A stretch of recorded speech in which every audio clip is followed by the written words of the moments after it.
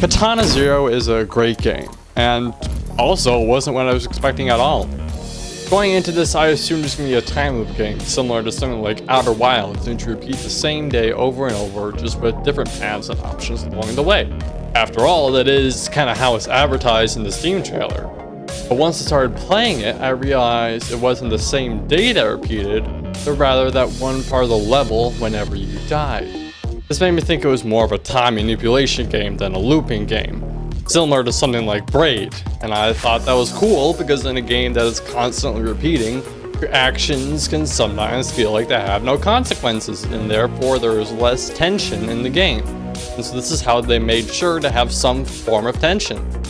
But that's not quite it either, because in Braid you are in control of time, and that's what allows you to solve puzzles you're faced within that game.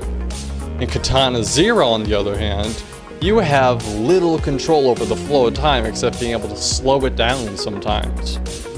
This made me realize the whole looping mechanic when you die is less of an actual mechanism and more of just kind of a cool visual effect for the game's checkpoint system.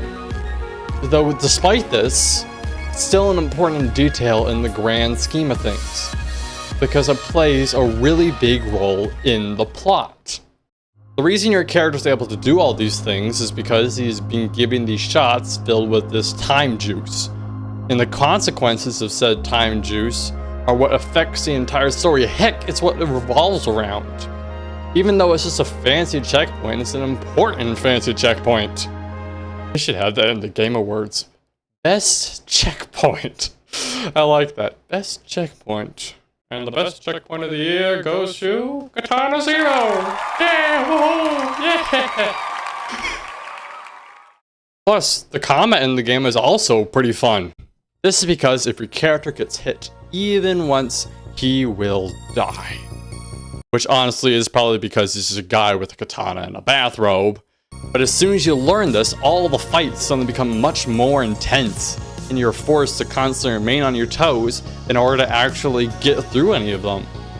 Now, you do have the ability to slow down time in a fight if you're ever having trouble with any particular bit, but it's also fun because it's completely optional.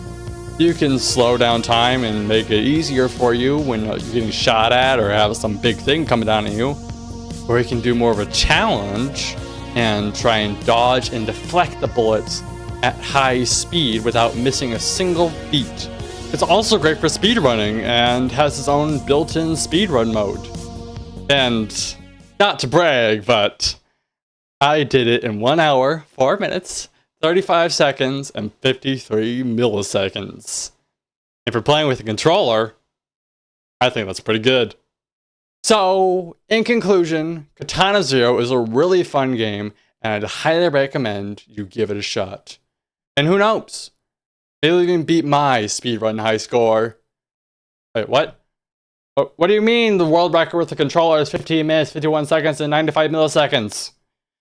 I gotta go practice. I'll be back later. Hi, welcome to the YouTube end screen. Thank you so much for watching the video. I'm trying to speedrun the end screen and hoping to improve my speedrun skills, so that's why this timer here. I really hope you enjoyed the video. If you feel like it, please subscribe. Oh my god.